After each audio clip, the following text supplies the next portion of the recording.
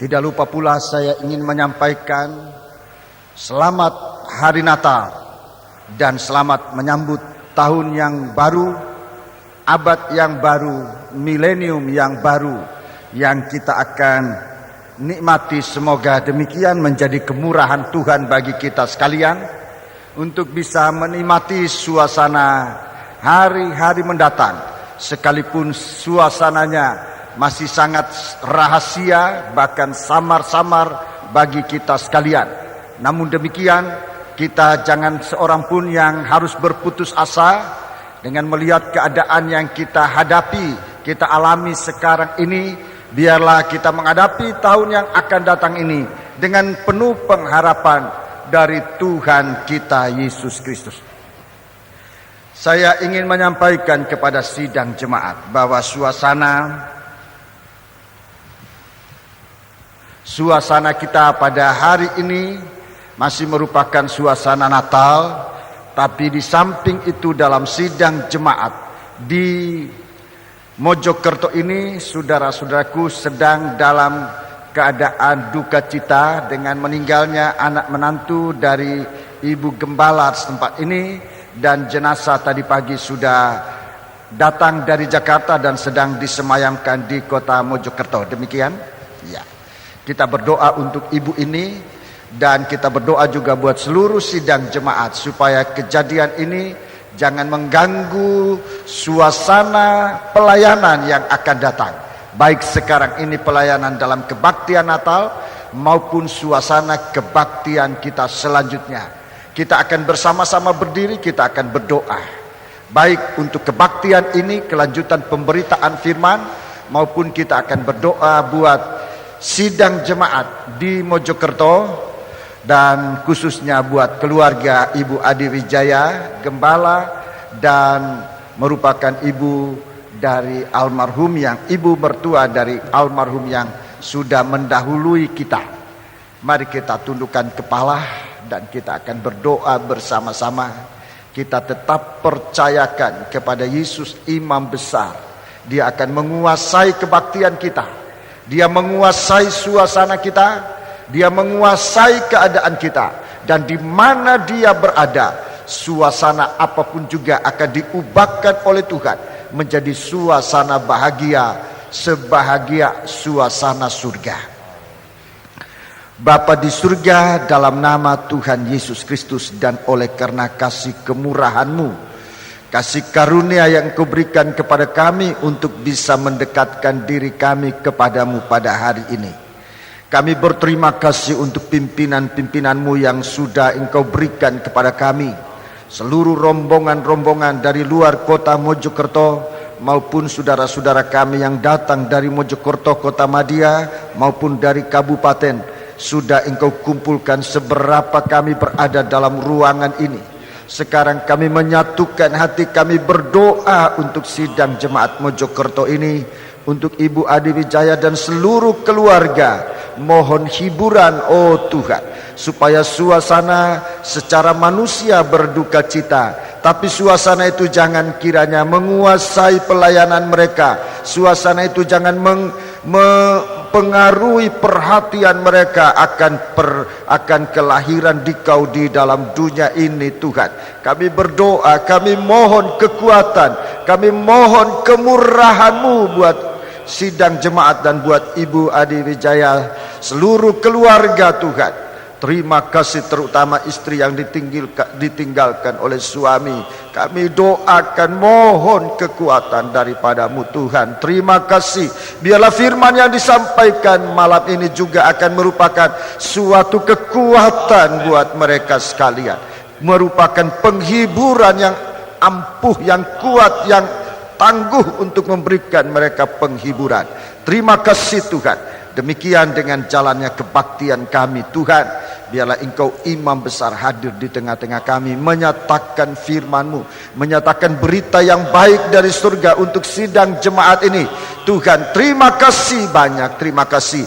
Kuasa-kuasa kegelapan yang bisa mengganggu, bisa menggoda jalannya kebaktian ini, Bapa, kami bersatu hati panggil nama Engkau buat usir dia. Di dalam nama Tuhan Yesus Kristus, segala setan, kami perintahkan kamu semua dalam nama Yesus pergi. Darah Yesus yang berkuasa. Terima kasih Tuhan. Haleluya. Segala puji hormat dipersembahkan bagi Dikau. Dalam nama Yesus. Haleluya. Amin. Silakan duduk saudara-saudara sekalian. Sekali lagi saya menyampaikan salam sejahtera bagi kita sekalian. Semoga suasana Natal ini akan memberikan kita suatu kekuatan baru dalam menghadapi tahun yang akan datang, yang kita akan alami bersama. Puji Tuhan, memang akan terjadi banyak keubahan-keubahan pada tahun yang akan datang ini. Tetapi keubahan manapun juga yang terjadi di dalam kehidupan kita sekalian, biarlah kita berpengharapan bahwa setiap keubahan itu akan membawa suatu nilai positif di dalam setiap kehidupan kita, di dalam ibadah kita, di dalam nikah kita, di dalam usaha kita mencari nafkah hidup sehari-hari. Puji Tuhan, kita berada sekarang dalam kebaktian hari yang ketiga, merupakan safari Natal yang kita sudah alami, sudah ikuti dalam tahun ini. Saudara-saudaraku, secara spontan terjadi, tidak didahului dengan rencana manusia, baik kami gembala-gembala, tetapi nyatanya saudara-saudaraku bahwa kebaktian Natal kita, fellowship kita pada tahun ini diakhiri dengan satu safari Natal. Dimulai hari pertama di Lemah-Putro, malam pertama di Lemah-Putro dihadiri oleh saudara-saudara. Sekalipun tidak seluruhnya, tetapi saudara-saudaraku sudah menghadiri. Kemudian tadi malam hari yang kedua di Jemaat Bibis dilaksanakan di Ghost Gate. Itu merupakan malam kedua, juga dihadiri oleh saudara-saudara, banyak di antara saudara-saudara menghadiri. Dan sekarang malam yang ketiga merupakan malam yang terakhir untuk tahun ini dalam safari kita. Dan kita berdoa supaya tahun yang akan datang ini, pelayanan kita, pelayanan dalam sistem kesatuan tubuh ini, pelayanan dalam sistem fellowship ini, kita lanjutkan lebih kuat lagi, lebih mendekat lagi, lebih sampai kepada bahagian paling mendasar, itulah sidang jemaat seluruhnya. Saudara-saudaraku, kami sudah mulaikan di dalam jemaat Johor dan dengan Lemah-Putro suatu pelayanan yang melibatkan seluruh sidang jemaat. Dari saya sebagai gembala, para tua-tua, sampai dengan seluruh sidang jemaat, bahkan sekolah minggu.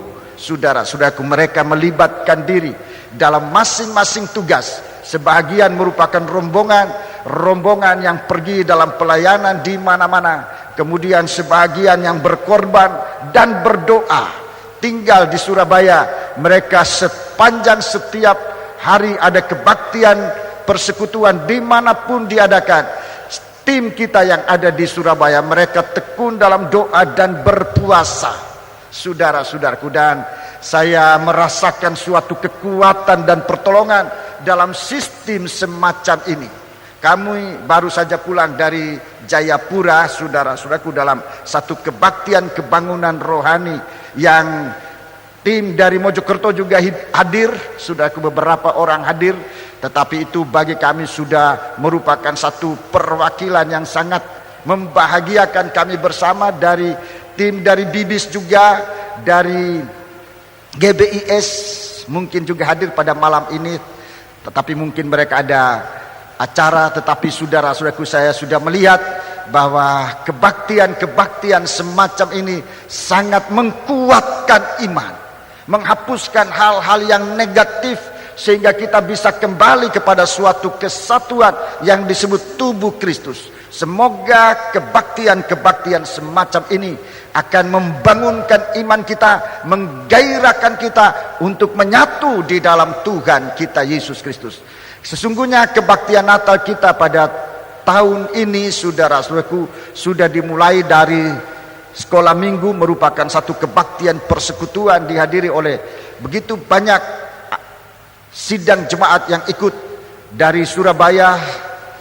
Seluruh atau sebahagian besar, rasanya sudah seluruh ya, sekolah minggu seluruh ya, seluruh sekolah minggu, juga dari Bibis, dari GBIS, dari Mojokerto selalu tidak pernah ketinggalan. Sudah berapa tahun ini tidak pernah ketinggalan. Mereka berduyun-duyun, anak-anak kecil turut dalam persekutuan. Kalau saya lihat anak-anak kecil mereka bersekutu di dalam Tuhan, rasanya kita orang tua ketinggalan. Entah apa yang kita pegang, entah apa yang kita sibukkan. Dan saya melihat kesukaan mereka di dalam berbakti persekutuan, penuh sesak di dalam gereja, dan itu suatu kebahagiaan. Kemudian ditingkatkan dengan kebaktian kaum muda dan remaja. Kali tahun ini sudah merupakan satu persekutuan, tapi saya percaya tahun depan akan meningkat lagi jika Tuhan izinkan kita menikmati tahun depan. Saya ingin supaya kebaktian seri semacam ini dalam rangka kebaktian persekutuan ini akan merupakan satu kebahagiaan. Memang kita tidak mungkin untuk pergi jauh-jauh, dan kali ini safari kita di sekitar Surabaya, Mojokerto ini yang paling jauh sudah, tapi rasanya sudah tidak jauh. Tahun depan saya mendengar beberapa saudara kita dari Malang, dari Ngunut, dari mana-mana mereka menyesal kalau tidak diumumkan. Memang tidak ada pengumuman, ini safari terjadi secara secara spontan. Tadi saudara dengarkan dari pimpinan puji-pujian. Sebenarnya Natal di Mojokerto kemarin tanggal 25 sore di Jalan Kartini, tetapi demi fellowship mereka mengundurkan kebaktian itu, tidak kemarin tapi hari ini di tempat yang lebih besar. Memang tahun yang lalu saya agak kesibukan juga waktu undangan datang, sebab tempatnya terbatas. Saya harus memilih siapa yang boleh ikut, dan ini berat buat saya. Kali ini saya hamburkan aja pengumuman, ayo siapa mau ikut, dan memang seberapa yang sudah siap sekarang berada di sini. Puji Tuhan. Jadi ini merupakan satu kebaktian persekutuan, safari kebaktian persekutuan Natal Kabar Mempelai. Indah sekali. Nanti akan menjadi lebih indah. Di sana nanti kita tidak merasa lagi suatu batasan-batasan yang membuat kita berseteru. Padahal kita ini adalah satu Bapa, satu Tuhan, satu iman, satu baptisan di dalam Tuhan Yesus Kristus. Puji Tuhan. Mari kita akan membaca di dalam kitab Nabi Yesaya. Kitab Nabi Yesaya. Kitab Nabi Yesaya, kita akan membaca pasal yang ke-59 ayat 1 sampai dengan ayat yang ketiga. Kitab Nabi Yesaya. Mari kita akan membuka Alkitab kita. Kita baca, duduklah dengan tenang. Memang sistem kebaktian Natal dari Kabar Mempelai mengutamakan pengajaran firman, dan pengajaran itu harus berdasarkan ayat di dalam Alkitab. Sebab Natal itu adalah kelahiran Kristus. Firman menjadi manusia. Itu kelahiran. Kelahiran yang benar-benar merupakan suatu fakta yang hari-hari ini kurang diperhatikan. Saudara-saudaraku, kelahiran dari Yesus dalam Natal-Natal di dalam kehidupan Kristen hari-hari ini banyak dilambangkan dengan lain-lain perkara. Padahal ada sesuatu yang bukan lambang, tapi wujud yang sebenarnya. Di dalam Injil Yohanes ayat 1 dan pasal 1 ayat 1 dan 14, kelahiran Yesus adalah firman menjadi manusia. Firman menjadi manusia. Itu yang Tuhan rindukan, supaya di hari ini hati kita disiapkan untuk menjadi tempat kelahiran Yesus, tempat dari firman Allah yang akan menjadi darah daging kita, sehingga kita nanti akan merasakan tumbuhnya firman Allah itu menjadi darah daging kita, sehingga kita nanti tanpa sadar kita akan mengetahui kita sudah bertabiatkan tabiat firman. Kita bertabiat firman, kita berpikir pikiran dari firman, Kita berperasaan dari firman. Mengapa bisa itu terjadi? Sebab Yesus lahir dalam hati kita. Firman Tuhan lahir di dalam kita. Dia bertambah besar dan makin dikasihi, baik oleh Tuhan maupun oleh manusia. Kita membaca Yesaya pasal 59 ayat 1 sampai dengan ayat yang ketiga. Sesungguhnya tangan Tuhan tidak kurang panjang untuk menyelamatkan, dan pendengarannya tidak kurang tajam untuk mendengar. Iya, ini yang merupakan hambatan hidup manusia, termasuk anak-anak Tuhan. Seringkali kita putus asa. Kita berdoa tapi doa kita tidak didengar. Ataupun didengar tapi belum dijawab. Seakan Tuhan punya telinga tidak mendengar. Atau sekalipun sudah mendengar, seakan Tuhan punya kemampuan terbatas untuk menolong kita. Tangan Tuhan seakan pendek. Tetapi di sini dikatakan sesungguhnya sesungguhnya tangan Tuhan tidak kurang panjang untuk menyelamatkan, dan pendengarannya tidak kurang tajam untuk mendengar. Itu artinya telinganya begitu tajam, belum kita ucapkan, baru di dalam hati kita Tuhan sudah dengar.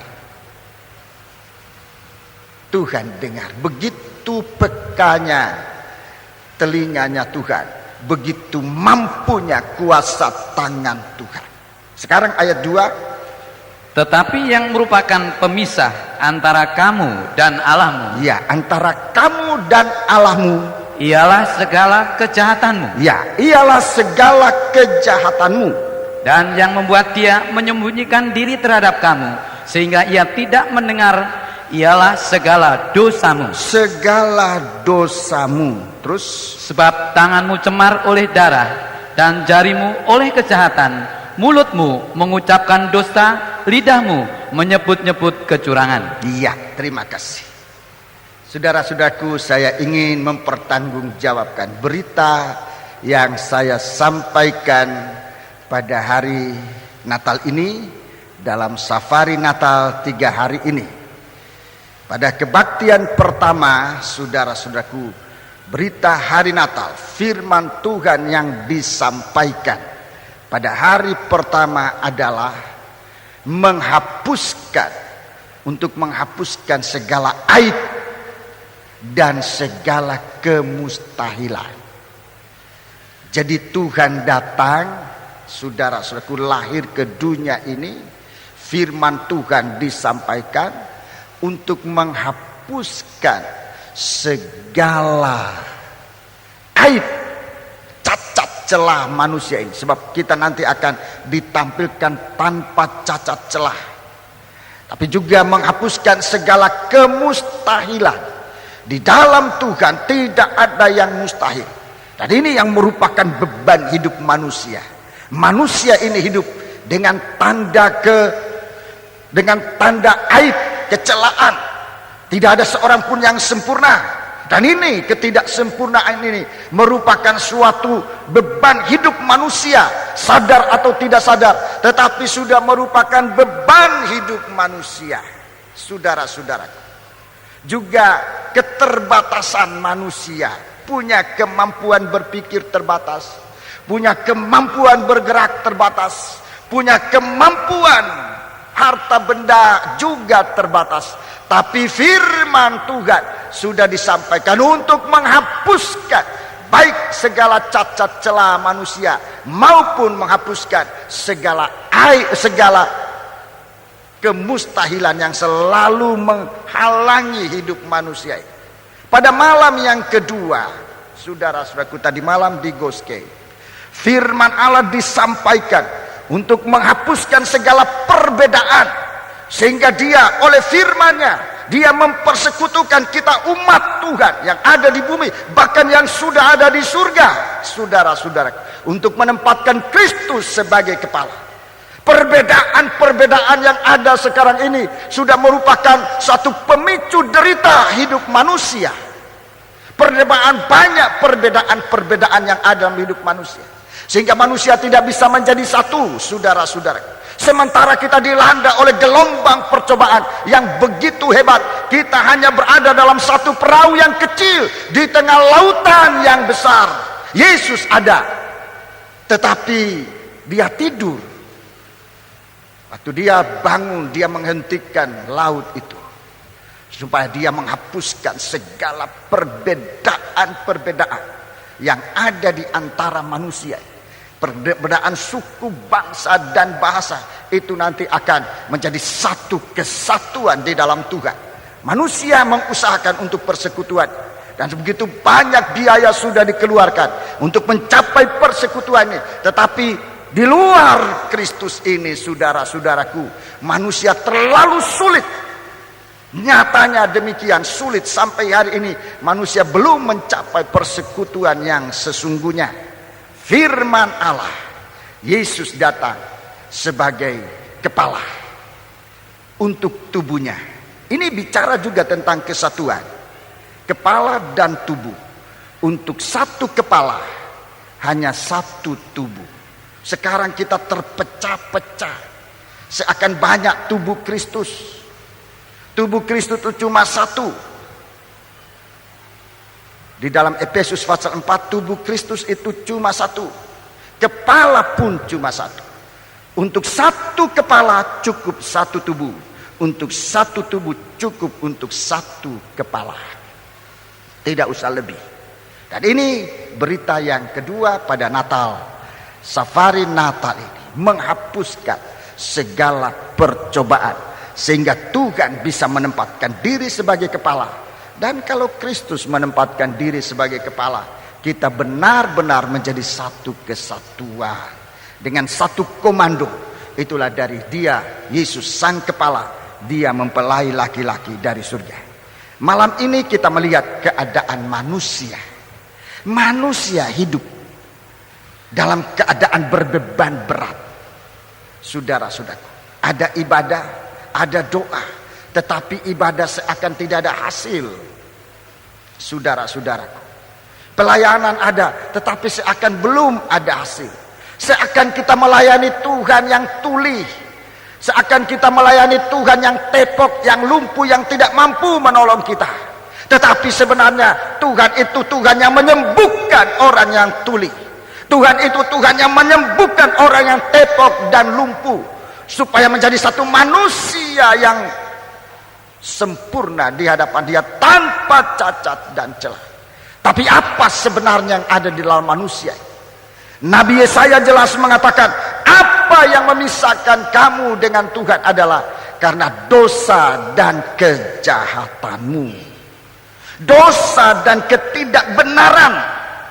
Ada dosa dan ketidakbenaran. Dalam ayat yang ketiga, saudara-saudaraku, dalam ayat yang ketiga dikatakan, tanganmu cemar oleh darah, jarimu oleh kejahatan, mulutmu mengucapkan dusta, ini tidak benar, lidahmu menyebut-nyebut kecurangan. Saudara-saudara, malam ini Tuhan datang dengan firman-Nya. Untuk apa?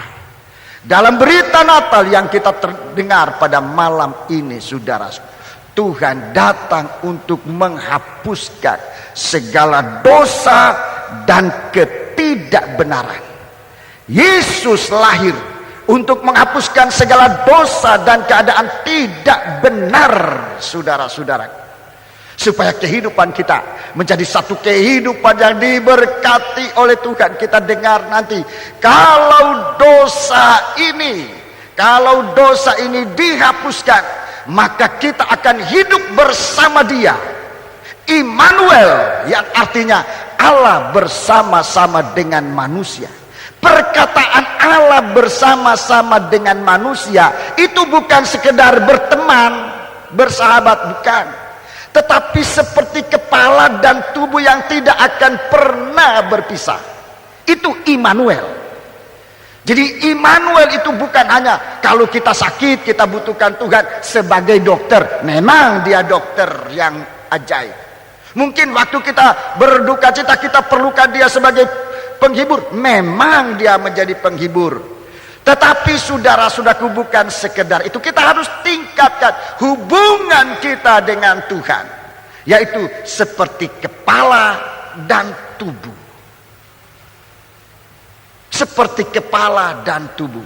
Kalau kita membutuhkan dia hanya sekedar kebutuhan kita, selesai kita menerima kebutuhan kita, kita lupakan dia. Tetapi tidak demikian halnya dengan Immanuel. Immanuel adalah Tuhan bersama dengan manusia dalam arti seperti kepala dan tubuh. Tidak pernah bisa dipisahkan. Tidak pernah bisa dipisahkan. Di mana ada kepala, di situ ada tubuh. Di mana ada tubuh, di situ ada kepala. Dan juga nanti persekutuan kita seperti anggota tubuh. Banyak anggota, tetapi satu tubuh. Jadi nanti persekutuan kita bukan hanya karena satu gereja kita digembalakan. Bukan cuma itu. Sampai nanti kita merasa satu kesatuan di dalam tubuh Kristus. Saudara-saudara, dalam banyak pengalaman kami dalam perjalanan mengadakan kebaktian kebangunan rohani, kami banyak mengalami ini, saudara-saudaraku, mengalami pengalaman untuk dipersekutukan dengan Tuhan. Saudara-saudaraku, dalam makan bersama, juga dalam penginapan yang di dalam sidang jemaat, kami sulit bisa mengalami bersama itu. Saudara-saudaraku, kalau sidang jemaat cukup banyak, untuk jabat tangan aja sudah agak sulit, saudara-saudaraku, sebab begitu banyak dan tentunya tidak memungkinkan. Tapi di dalam perjalanan bersama, dalam pelayanan bersama, kami banyak saling mempelajari, mengenal tabiat keadaan masing-masing. Banyak yang tidak sama, tetapi kami berdoa supaya semakin hari perbedaan-perbedaan ini dihapuskan oleh Tuhan. Sebab satu waktu kita akan menjadi satu tubuh Kristus yang tidak bisa dipisahkan.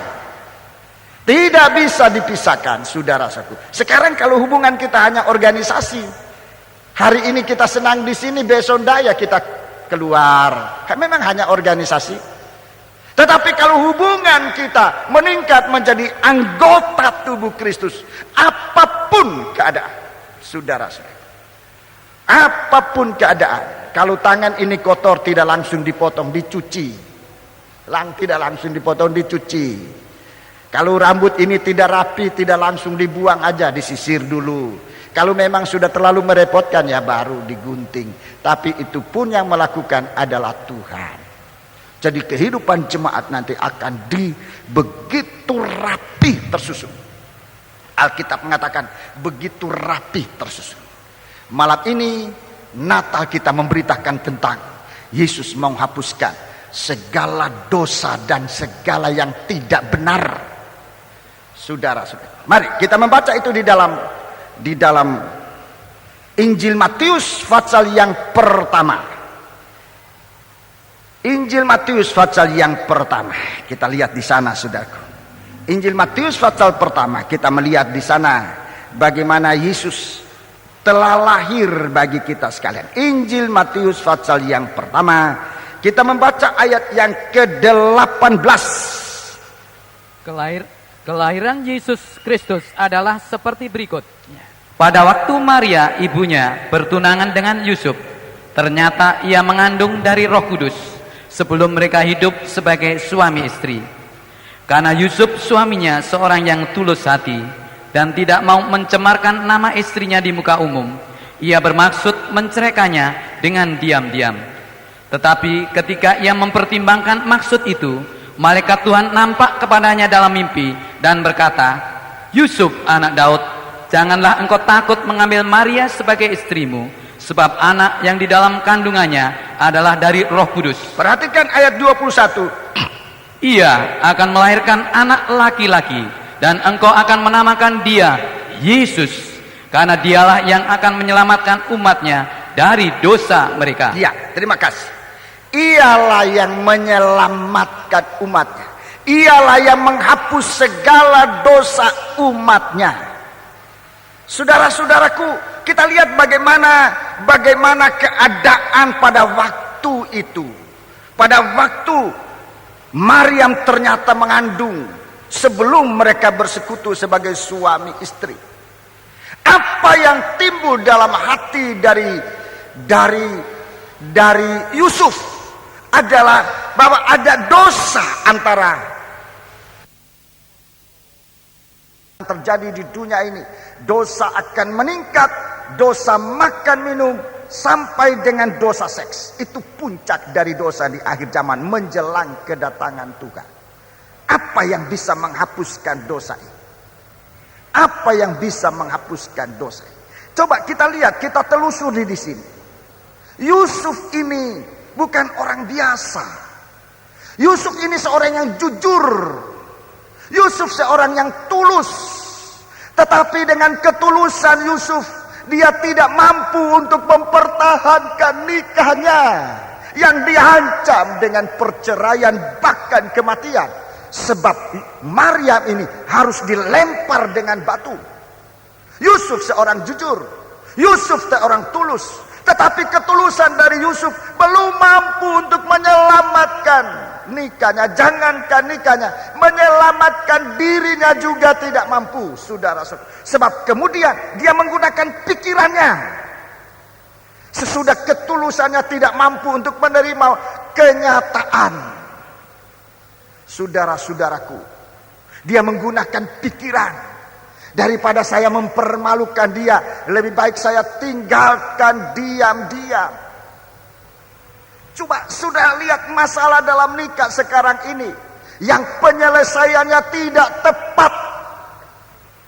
Biarlah berita Natal pada hari ini, pada tahun ini akan membawa kita kepada suatu penyelesaian yang tuntas. Adanya dosa dalam hidup manusia tidak mampu dihapus oleh kepandaian manusia. Waktu dia berpikir jalan yang dia harus lakukan, dan dia sudah ambil putusan, tetapi Tuhan mencegah dia. Tidak harus menggunakan pikiran, sebab ternyata kemampuan manusia ini terbatas. Dengan pikiran manusia kita tidak bisa menyelami segala sesuatu kejadian dalam hidup maupun dalam nikah untuk diselesaikan dengan akal. Sedalam-dalamnya kita menyelami, masih ada perkara-perkara yang belum terjangkau dengan akal. Itu benih dosa yang tersembunyi. Maryam dia tidak ada dosa, tapi dia difitnah. Fitnah di hari-hari akhir zaman itu akan merajalela. Yesus difitnah, anak-anak Tuhan difitnah, hamba-hamba Tuhan difitnah. Itu untuk menghancurkan kehidupan manusia. Tetapi Tuhan menolong kita. Jangan hadapi itu dengan pikiran sendiri. Tuhan berikan kesempatan.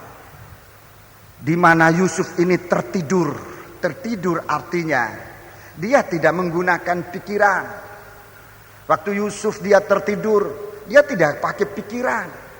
Di saat Yusuf tidak pakai pikirannya, di saat itu Tuhan mempunyai kesempatan untuk berbicara. Banyak masalah dalam nikah ini yang paling besar, saudara-saudara, yang tidak bisa diperhitungkan. Berapa banyak masalah nikah di hari-hari ini, saudara-saudara. Korban peperangan bisa diperkirakan sedikitnya, bahkan bisa dihitung. Korban bencana alam bisa diperkirakan, bahkan bisa dihitung. Tetapi korban nikah bukan hanya tidak bisa diperkirakan, tidak diperhatikan penyelesaiannya. Tidak ada yang perhatian yang sungguh-sungguh serius seperti kita memperhatikan korban peperangan, seperti kita memperhatikan korban bencana alam dan sebagainya. Korban nikah ini kita hadapi setiap kali di jalan-jalan. Coba kita lihat berapa banyak istri yang menderita, yang terlantar di jalan-jalan.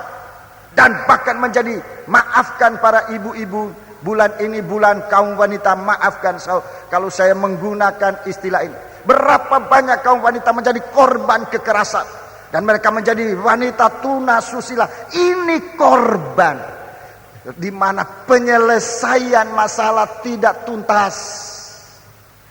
Saudara-saudara, ini korban yang tidak bisa diperhitungkan. Berapa banyak anak-anak yang menggelandang. Ini korban dari kehidupan nikah. yang tidak bisa diperkirakan, dan jalan untuk mengatasi ini belum ada orang mampu untuk menyelesaikan, baik dari rakyat sampai pada pemerintah belum mampu untuk menyelesaikan ini. Yesus datang. Yesus datang. Penyelesaiannya di mana? Di dalam firman. Istrimu mempunyai kandungan dari Roh El Kudus.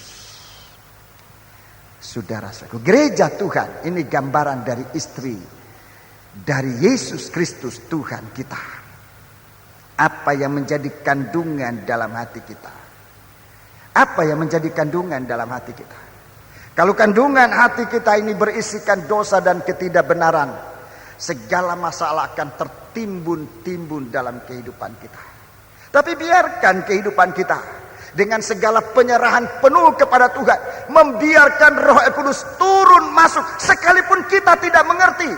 Waktu Maria menerima Roh Kudus, dia tidak mengerti. Dia seorang perawan. Dan waktu dia menerima berita bahwa Roh Kudus akan turun di dalam dia, dia tidak mengerti bahwa dia akan melahirkan. Dia tidak punya pengertian. Tetapi apa yang dikatakan, jadilah. Dia katakan kepada malaikat, jadilah seperti apa yang engkau katakan. Hamba ini hamba Tuhan. Jadilah apa yang sesuai dengan apa yang engkau katakan. Kehidupan kita hari ini, saudara. Kehidupan menyerah kepada Tuhan.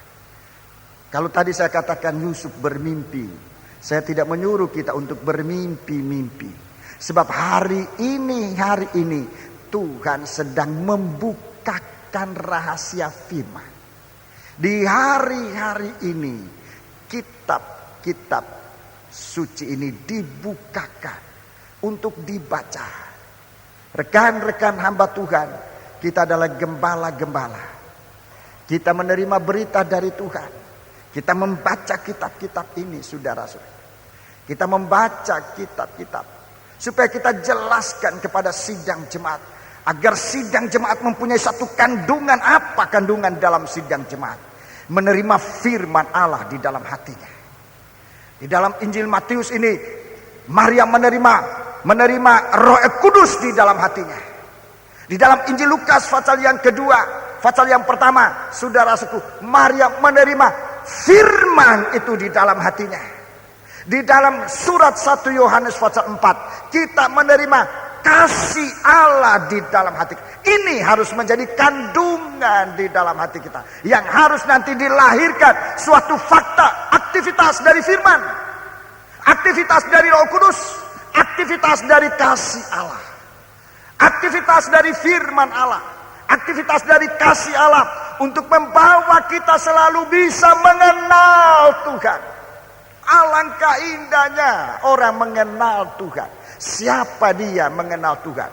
Dalam 1 Yohanes pasal 4 ayat 7, itu adalah orang-orang yang lahir dari Allah. Saudara-saudaraku, orang yang menerima Kristus dalam kasih-Nya, dia mengenal Allah, dia dikenal oleh Allah, dan Allah akan diam bersama-sama dengan Tuhan, menyatakan diri, saudara-saudara. Itu sebabnya kita perlu hati kita ini penuh kasih Allah. Kalau di dalam kehidupan kita itu ada kasih Allah, itu nyata dari ucapan kita, itu nyata dari perbuatan kita, itu nyata dari ibadah dan pelayanan kita. Doa kita didengar oleh Tuhan sebab kita dikenal oleh Allah. Saudara-saudaraku, begitu indah hidup ini. Sekarang dalam mengakhiri safari Natal kita ini, periksa dalam hati kita. Apa isi kandungan di dalam hati kita? Kalau kandungan itu isinya ketidakbenaran, hari ini Tuhan mau menghapuskan itu. Hari ini Tuhan mau menghapuskan. Tuhan, izinkan kita punya hati diisi dengan firman. Untuk apa? Supaya hidup kita ini kekal, tidak akan binasa. Saudara percaya? Saudara percaya? Lebih baik dibaca, saudara, supaya ada 1 Yohanes pasal yang kedua, 1 Yohanes pasal yang kedua ayat 17. Dan dunia ini sedang lenyap dengan keinginannya. Dunia ini sedang lenyap, bukan akan lenyap, tetapi sedang lenyap. Dunia ini sedang lenyap dengan apa yang ada di dalam isi hatinya. Itulah keinginan, keinginan daging. Itu keinginan yang ada dalam hati, bukan firman, tapi keinginan. Dunia ini sedang lenyap dengan keinginannya. Terus, Tetapi orang yang melakukan kehendak Allah tetap hidup selama-lamanya. orang yang melakukan kehendak Allah hidup selama-lamanya. Siapa ini melakukan kehendak Allah? Orang yang menyimpan firman Allah di dalam hatinya. Orang yang menyimpan firman Allah di dalam hatinya tidak sulit untuk melakukan kehendak Allah. Kita dilahirkan dari benih yang hidup, itulah firman Allah. Supaya kita tidak disamakan dengan rumput. Saudara-saudaraku, perkataan rumput itu adalah kehidupan manusia. Kehidupan manusia yang mati tidak, tapi hidup juga tidak. Itu hidup seperti rumput, seperti tumbuh-tumbuhan, seperti batang. Seorang yang sakit keras, sudah tua sekali. Saudara, kalau saya cerita ini maafkan, saya tidak ingin mengecilkan atau menghina seseorang, apalagi orang ini adalah seorang tua. Di waktu dia dalam usianya sangat lanjut, saudara-saudaraku, berapa kali mau mati, nggak mati, kemudian hidup lagi, dan pada akhirnya sangat menderita. Saudara-saudaraku, dia tidak sadar lagi apa-apa, tetapi tensinya bagus, jantungnya bagus, saudara-saudaraku, sangat bagus. Sehingga rasanya bagaimana mau matinya orang ini. Saya iseng-iseng tanya sama dokter, bagaimana ini? Ini Pak, orang ini seperti tumbuhan, seperti batang. Orang ini hidupnya seperti batang. Seperti batang.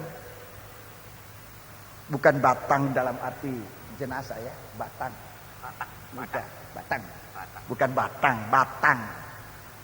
Pokok kayu. Dia bilang kondisi orang ini, orang tua ini sekarang sudah almarhum, dia hidupnya seperti tumbuhan itu. Tidak mati, ada kehidupan, tetapi ya sudah gitu itu. Coba bisa bayangkan bagaimana kehidupan macam itu. Dan Tuhan katakan kita perlu dilahirkan dari firman Allah supaya hidup kita jangan sama dengan rumput itu. Haleluya. Hidup kita akan merupakan satu ciptaan Allah yang utama, sulung dari segala ciptaan. Tuhan tidak menciptakan kita sama dengan rumput-rumput. Bahkan Tuhan tidak menciptakan kehidupan kita sama dengan binatang-binatang. Tapi Tuhan menciptakan kehidupan kita sebagai manusia, sulung dari ciptaan Tuhan. Puji Tuhan. Jadi sekali lagi saya mohon ampun, saya mohon maaf kalau saya menggambarkan tadi bagaimana kehidupan kita ini. Jangan kehidupan ini hanya darah dan daging, tetapi di dalam, jauh di dalam kehidupan kita ada roh yang menghidupkan. Ada roh Allah yang menghidupkan kita, supaya hidup kita adalah hidup manusia yang giat, yang punya perasaan, yang punya pikiran, yang punya aktivitas yang baik. Dan aktivitas ini akan dibawa oleh Tuhan, tidak akan binasa, tapi kekal selama-lamanya. Perlu kita dilahirkan, perlu kandungan di dalam hati kita adalah dari firman Allah, firman yang menjadi manusia. Saudara-saudara, kemudian dikatakan juga manusia itu lahir dari roh Allah. Roh Allah, satu kehidupan tanpa dosa, satu kehidupan yang bisa menyatu dengan Tuhan. Saudara-saudara, di dalam kerajaan surga, sistem kehidupan dalam kerajaan surga bukan sistem daging. Sistem kehidupan dalam kerajaan surga adalah kehidupan di dalam roh. Surga itu sistem kehidupannya, sistem roh. Itu sebabnya untuk masuk ke dalam kerajaan surga, Tuhan bicara kepada seorang ahli Taurat. seorang Farisi namanya Nikodemus, kamu perlu lahir kembali dari air dan dari roh. Perlu lahir. Sebab apa yang lahir dari daging itu adalah daging jua, apa yang lahir dari roh adalah roh. Lalu dikatakan demikianlah orang yang lahir dari roh Allah. Untuk masuk ke dalam kerajaan surga perlu persiapan hari ini. Kita hidup dari roh El Kudus supaya bisa kerasan di surga. Kalau kita hidup sekarang dengan hawa nafsu daging, masa bisa sampai di surga cari apa? Masakan Surabaya apa? Cari yang hitam-hitam. Tahu campur katanya. Nggak ada tahu campur di surga. Tahu campur itu hanya di dunia ini, daging ini yang suka. Saudara-saudaraku, banyak tahu campur ya di sini di Surabaya.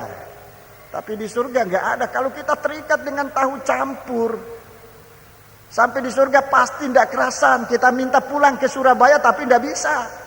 Kalau baru di Mojokerto pulang Surabaya masih bisa, tapi di surga tidak bisa kerasan di surga, dan memang tidak mungkin masuk di surga. Itu sebabnya kita diubahkan oleh Tuhan mulai sekarang ini, mengandung dari Roh Kudus, mengandung dari firman Allah, mengandung dari kasih Allah, supaya kita mengenal Allah, supaya kita bisa kekal di dalam kerajaan surga. 3 benih ilahi melahirkan kita baru. Itu yang ada di dalam hati dari Maria. Itu yang menyelamatkan Maryam dari kebinasaan. Sebab saudara catat saja dalam Ulangan 22 ayat 23. Secara luar, secara kelihatan, Maryam ini sudah dituduh dan dipastikan dia sudah berbuat serong. Dia sudah berbuat serong dan menghasilkan buah kandungan, dan hukumannya adalah dilempar batu. Selama dosa ini tidak bisa dibuktikan, untuk tidak bisa diselesaikan dengan benar, Maryam tetap terancam dengan kematian. Tapi begitu Yusuf menerima suatu fakta dari firman Allah yang disampaikan oleh malaikat, Yusuf dibaharui. Sekarang dia menerima Maryam. Sekarang dia menerima Maryam menjadi istrinya. Tidak karena kemampuan kejujurannya, tidak mampu. Sekalipun kita harus jujur, kita memang harus jujur. Tetapi untuk membina nikah kita, kejujuran saja tak cukup. Kepandaian juga tidak cukup. Mungkin kemampuan kekayaan kita juga tidak cukup. Tetapi kalau di dalam nikah kita ada mengandung firman Allah, Roh Kudus dan kasih, kita dilindungi, dibela dan dipelihara oleh Tuhan. Saudara-saudara, kehidupan kita merupakan satu kehidupan yang sungguh-sungguh. Dan kasih Allah ini tidak terbatas. Kalau kita membaca, saudara-saudaraku, kalau kita membaca dalam Injil Matius ini, kita melihat kasih dan kemurahan Allah ini luar biasa. Tidak terbatas hanya kepada bangsa Israel, umat pilihan Tuhan, saudara-saudara. Tetapi sampai kepada kita bangsa kafir. Kalau kita baca dalam Injil Matius pasal yang pertama ini, kita melihat bagaimana Tuhan menyatakan kemurahan ini kepada kita, terutama kepada kita bangsa kafir. Kalau kita baca silsilah dari Tuhan Yesus ayat 1 sampai ayat 17. Dalam ayat 1 sampai dengan ayat 17 kita melihat silsilah dari Yesus di dalam pengaruh kasih Allah. Dalam pengaruh kasih Allah. Ini silsilah yang pernah diketemukan bertahan sampai sekian ribu tahun. Saudara-saudara, sampai sekian ribu tahun. Kalau kita baca sesungguhnya selama 4000 tahun, sebab dari dari Ibrahim sampai sekarang ini silsilah ini masih jelas. Silsilah dari Yesus itu masih sangat jelas. Ini silsilah yang terpanjang yang pernah ada di dunia, tapi saya tidak tahu apa ada di dalam buku rekor atau tidak, saya enggak tahu. Ini yang terpanjang. Ini terpanjang. 40 silsilah. Coba tanya sama saya, bapamu siapa? Kalau tanya bapamu, saya masih tahu, isi di formulir, lihat ada. nama bapak, nama ibu. Tapi kalau tanya opa, mulai. Opa namanya siapa? Sebab selama ini saya panggil engkong aja. Engkong siapa? Nggak tahu engkong namanya itu siapa. Apalagi di daerah kami tidak boleh sebut nama orang tua. Sangat haram itu menyebut nama orang tua. Kalau menyebut nama orang tua sepotong aja namanya, kamu tidak akan kenyang. Biar makan banyak kamu tidak akan kenyang-kenyang. Ini kutukan orang yang menyebut nama orang tua di daerah kami, saudara-saudara. Biar kamu makan sebanyak-banyaknya kamu tidak kenyang. Jadi kalau menyebut nama orang tua tidak sebut nama Yesus dulu. Bilang aja, saya makan nasi 1 biji saya menjadi kenyang. Baru sebut nama bapamu siapa. Baru berani nyebut nama bapaknya. Untuk menghapuskan kutukan itu. Apalagi kalau sudah tanya, papa dari opamu siapa? Wah, nggak tahu lagi. Saya kira kita di sini ini sudah banyak nggak tahu. Coba renungkan nama papa dari opamu siapa? Papanya opa siapa? Papanya engkong siapa? Masih ingat? Engkong dari pihak mama, dari pihak papa masih ingat? Mbah, ya? Mbak Kakung, Mbak Buyut. Masih bisa ingat siapa? Nggak tahu lagi. Tapi Yesus punya silsilah 40 silsilah. Masih ingat? Gambaran betapa besar kasih Allah, saudara-saudara. Kemurahan Allah. Dan dalam ayat 1 sampai dengan ayat 17, di sini dalam silsilah ini disisipkan bangsa kafir yang terancam untuk dibinasakan. Bangsa kafir yang terancam untuk dibinasakan, saudara-saudara. Tersisip di situ nama-nama bangsa kafir yang menjadi wadah untuk menerima benih ilahi untuk dilahirkan menjadi Yesus Kristus. Coba saya tunjukkan beberapa nama. Dalam ayat 3, di situ ada nama Tamar, ya, ada dalam Alkitab saudara nama Tamar dalam ayat 3. Tamar ini, saudara-saudaraku, Tamar ini mau dibinasakan oleh papa mertuanya sendiri, oleh sebab ada dosa yang sangat memalukan, sehingga Tamar ini diancam oleh papa mertuanya sendiri. Saudara-saudara, harus dibinasakan. Tetapi Tamar ini mempunyai kebijaksanaan. Ada 3 perkara yang dia pegang di situ. Saya akan terlalu lama menyimpang kalau saya cerita ini. Ada cincin, ada tongkat, ada apa lagi? Ada 3 perkara yang merupakan tanda jaminan. Dan itu ditunjukkan waktu penghakiman, dia tunjukkan ini. Dengan orang yang punya barang inilah aku berbuat sampai aku melahirkan anak ini. Dia bebas. Ada tanda, saudara. Kemudian ayat yang ke-5. Ini anak perempuan Rahab. Ini penduduk Yeriko. Saudara mengetahui semua Rahab ini adalah wanita tunasusila. Tetapi dia memiliki tanda benang merah yang digantung pada rumahnya. Sehingga saat serangan dari bangsa Israel, Rahab ini bebas. Ada tanda darah dari anak domba. Kemudian yang ketiga, Rut ini, dia juga bangsa kafir. Tamar itu bangsa kafir, Rahab bangsa kafir, Rut juga bangsa kafir, orang Moab yang harusnya tidak. Orang Moab ini untuk masuk dalam bait Allah aja nggak boleh, saudara. Tapi ada satu ikrar, satu pengakuan kepada ibu mertuanya, saudara-saudaraku, yaitu Naomi.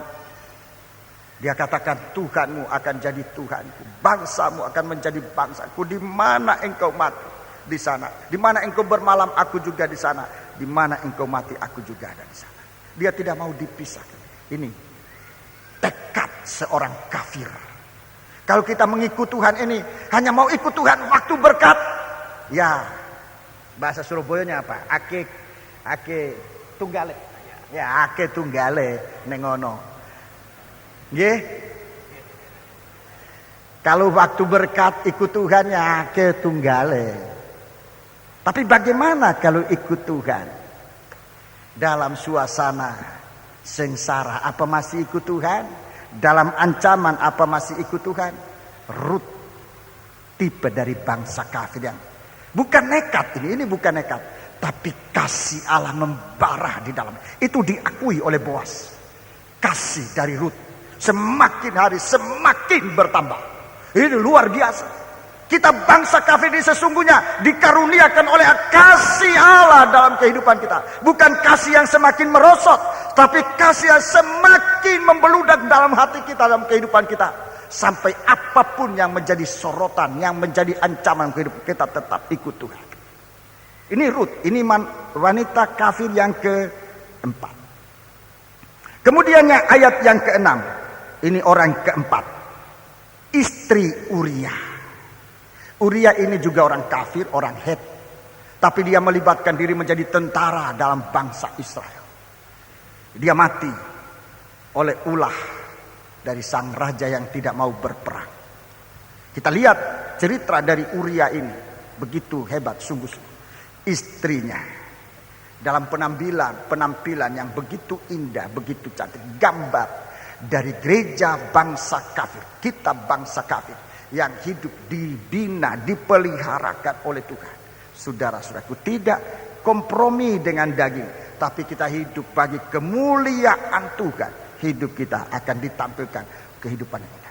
Ini, saudara-saudaraku, ini merupakan jalur benih yang nanti akan sampai kepada Maryam. Ini satu-satunya wanita bangsa Israel. Jadi kalau kita lihat dari 5 wanita yang disebut merupakan jalur di mana benih ilahi itu diturunkan menjadi Yesus Kristus. 4 bangsa kafir, hanya 1 bangsa Israel. Saudara-saudara,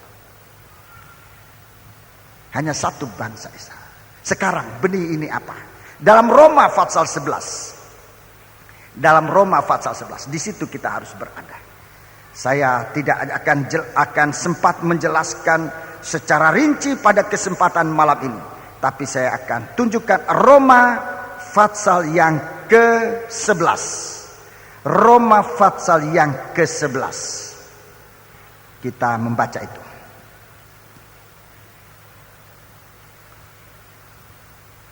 Roma 11 mulai ayat yang ke-28. Mengenai Injil, mereka adalah setru Allah oleh karena kamu. Iya, mengenai Injil, mereka adalah setru Allah oleh karena kamu. Terus, tetapi mengenai pilihan, mereka adalah kekasih Allah oleh karena nenek moyang. 29. Sebab Allah tidak menyesali kasih karunia dan panggilannya. Terima kasih. Jadi kita lihat di sini ada Injil dan ada janji. Ada Injil dan ada janji. Perjanjian itu untuk bangsa Israel. Janji itu hanya untuk bangsa Israel. Kalau lewat janji, kalau hanya lewat janji, kita bangsa kafir tidak ada kesempatan untuk menerima janji. Sebab kita tidak punya janji dengan Tuhan. Di dalam surat Efesus pasal yang kedua, Efesus pasal 2, coba kita baca Efesus pasal 2, kita tidak ada janji. Efesus pasal yang kedua, surat Efesus pasal yang kedua, ayat 11. Karena itu ingatlah bahwa dahulu kamu sebagai orang-orang yang bukan Yahudi menurut daging, yang disebut orang-orang tidak bersunat oleh mereka yang menamakan dirinya sunat, yaitu sunat lahiriah yang dikerjakan oleh tangan manusia. Ayat 12. Bahwa waktu itu kamu tanpa Kristus. Tanpa Kristus, kita bangsa kafir tanpa Kristus. Tidak termasuk kewargaan Israel. Iya, terus. Dan tidak mendapat bagian dalam ketentuan-ketentuan yang dijanjikan. Tanpa janji, terus. Tanpa pengharapan. Tanpa pengharapan. Dan tanpa Allah di dalam dunia. Iya, terima. Itu kita bangsa kafir. Saudara-saudara. Satu janji Tuhan hanya kepada bangsa Israel. Janji ini hanya kepada bangsa Israel. Tidak kepada kita bangsa kafir. Kita tidak ada janji untuk keselamatan, apalagi untuk menjadi sempurna. Tidak ada janji apa-apa. Apa yang kita baca tadi di dalam Yesaya pasal 50 itu untuk bangsa Israel. Itu janji Tuhan kepada bangsa Israel. Kita tidak ada janji. 4 Injil di dalam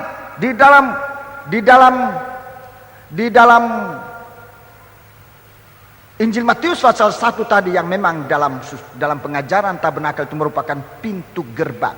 Disebut situ ada 4 wanita. 4 wanita yang disiapkan untuk menjadi saluran benih ilahi masuk lewat bangsa kafir. Injil Tuhan itu jalan buat bangsa kafir. Injil ini diberikan oleh Tuhan merupakan jalan buat bangsa kafir menerima kemurahan Allah. Tetapi saudara-saudaraku, kalau kita terima Injil itu, 4 Injil itu, maka kita layak dipercayakan oleh Tuhan untuk membawa berita ini, saudara-saudara. Berita tentang kasih Kristus sampai ke seluruh dunia ini. Dan dari sampai ujung bumi, dan dari ujung bumi kita akan membawa kembali kepada Tuhan untuk masuk Yerusalem baru menjadi mempelai wanita anak domba Allah. Puji Tuhan. Jadi kita pada malam hari ini terima firman Allah, terima berita firman Allah Natal hari ini untuk melahirkan benih Allah dalam kehidupan kita. Lewat Injil yang kita sudah terima, yang kita sudah dengar. Untuk apa? Untuk kita dipakai oleh Tuhan dalam Roma pasal 11 ini. Coba kita baca ayat 33. Kita lihat betapa hebatnya rencana Allah untuk kita bangsa kafir. Ayat 33. Oh, alangkah dalamnya kekayaan hikmat dan pengetahuan Allah. Ya, oh alangkah kayanya dalamnya kekayaan hikmat dan pengetahuan Allah. Sungguh tak terselidiki keputusan-keputusannya. Iya. Dan sungguh tak terselami jalan-jalannya. Terus. Sebab siapakah yang mengetahui pikiran Tuhan? Atau siapakah yang pernah menjadi penasihatnya? Atau siapakah yang pernah memberikan sesuatu kepadanya sehingga ia harus menggantikannya? Sebab segala sesuatu dari Dia, segala sesuatu dari Dia, dan oleh Dia, dan kepada Dia, Terus, bagi Dialah kemuliaan sampai selama-lamanya. Ya, kalau kita ini sekarang saudara-saudaraku bisa didamaikan dengan Tuhan. Yesus lahir menghapuskan segala dosa kita sehingga kita bisa didamaikan dengan Tuhan. Kemarin tadi malam Natal, persekutuan di dalam tubuh Kristus. Tetapi malam ini persekutuan tubuh Kristus dengan Kristus sebagai kepala. Puji Tuhan. Inilah berita yang disampaikan bagi kita. Kita akan segera menggunakan perjamuan suci. Saya akan mengakhiri pemberitaan firman Allah dan biarlah kita akan bersiapkan diri untuk menerima perjamuan suci. Marilah kita bersama-sama berdiri. Pelayan-pelayan perjamuan suci silakan tampil ke depan. Mari kita akan gunakan perjamuan suci firman yang menjadi manusia. Tolong pimpin nyanyian. Kita melakukan sebuah nyanyian dan pimpinan puji-pujian. Saya mohon untuk membantu saya memimpin kita sekalian dalam menyanyikan nyanyian. Mari kita bersama-sama berdiri. Kita bersiap untuk menerima perjamuan suci.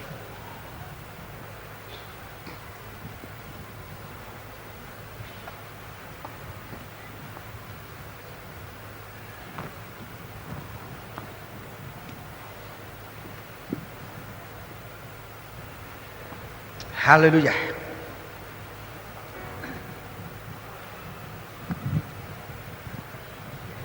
Tolong nyanyiannya. Kasih Tuhan. Kasih yang menyelamatkan. Ya. Ya, kasih Tuhan. Kasih yang menyelamatkan. Tepat sekali nyanyiannya. Kita lakukan beberapa kali sebelum kita masuk dalam doa. Kasih Tuhan, kasih yang menyelamatkan.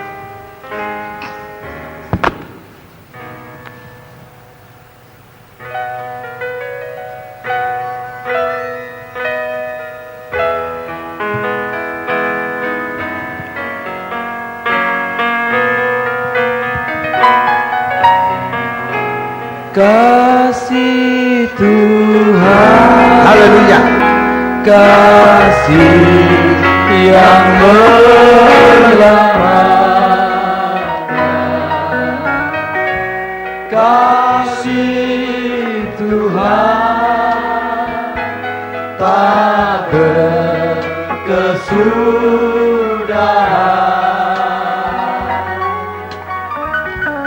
Sepanjang masa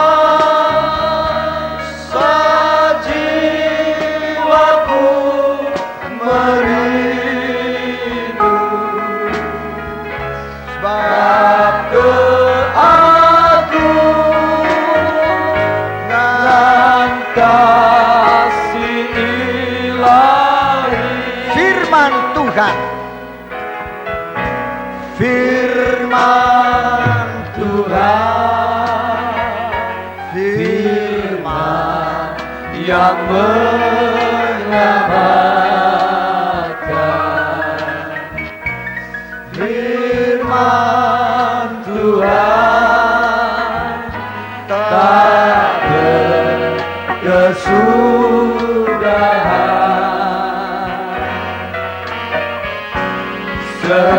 Sepanjang masa jiwaku merindu, sebab keagungan kasih ilahi. Rohnya Tuhan. Rohnya Tuhan, rohnya menyelamatkan, rohnya Tuhan tak berkesudahan. Haleluya. Sepanjang masa jiwaku merindu, sebab keagungan kasih ilahi. Bersama kita menundukkan kepala dengan perlahan-lahan kori. Bapa, kami datang kepadamu. Engkau adalah firman, Engkau adalah roh, Engkau adalah kasih. Biarlah Engkau kiranya masuk di dalam kehidupan kami, menghapuskan segala dosa kami yang membuat kami terpisah dari Engkau. Jadikan kami satu dengan Engkau Tuhan. Bagikan kepala dan tubuh yang tidak mungkin terpisahkan. Demikian hubungan kami dengan Engkau Tuhan. Bagi kami perkara ini mustahil, tetapi apa yang mustahil bagi manusia mungkin bisa terjadi oleh Tuhan. Haleluya, haleluya. Sebab Engkau menghapuskan segala kemustahilan. Engkau mempersekutukan kami tanpa perbedaan. Engkau tidak melihat perbedaan-perbedaan yang ada di dalam kami, tapi dengan kelahiran Engkau menjadi manusia sama dengan kami, membuat kami semua anggota tubuhmu sama di dalam Engkau tanpa perbedaan suku, bangsa, dan bahasa dan ras. Tapi Engkau memberikan kami kesatuan pertolongan. Terima kasih Tuhan, terima kasih, terima kasih, terima kasih Tuhan, terima kasih, terima kasih, terima kasih. Haleluya. Saudara-saudara yang ingin didoakan agar dosa-dosanya diampuni, lakukan nyanyian ini dengan angkat tanganmu 2 ke atas. Hanya kita menyanyi dengan Haleluya. Saudara-saudara yang ingin dosanya dihapuskan, malam ini Tuhan mau menghapuskan dosa dan keadaan tidak benar kita. Haleluya. Supaya kita layak menjadi anggota tubuhnya, layak menerima berkat dari perjamuan suci. Bapa, kami mengangkat tangan kami, mohon kemurahan-Mu berlaku dalam kami. Seperti Engkau sudah mengampuni Tamar, Engkau sudah mengampuni Rahab, Engkau sudah mengampuni Rut, Engkau sudah mengampuni istri Uria, Engkau sudah menyelamatkan Maria dari bencana. Selamatkan kami malam ini Tuhan. Bebaskan kami dari segala dosa dan kejahatan. Jadikanlah kami umat-Mu Tuhan. Jadikan kami tubuh-Mu yang Engkau sempurnakan untuk bersama Engkau di dalam Yerusalem baru. Terima kasih. Turunkan tangan. Sekarang Bapa, berkati kiranya perhimpunan kami ini. Layakkan kami menerima berkat dalam perjamuan suci, untuk menerima berkat dari tubuh dan darah-Mu Tuhan. Dan biarkan kami hidup hanya bagi Dikau, di dalam nama Tuhan Yesus Kristus. Haleluya. Amin. Sambil kita menyanyikan nyanyian ini, kita akan dilayani dengan perjamuan suci. Saya mohon pelayan-pelayan untuk memperhatikan agar jangan seorang pun terlibat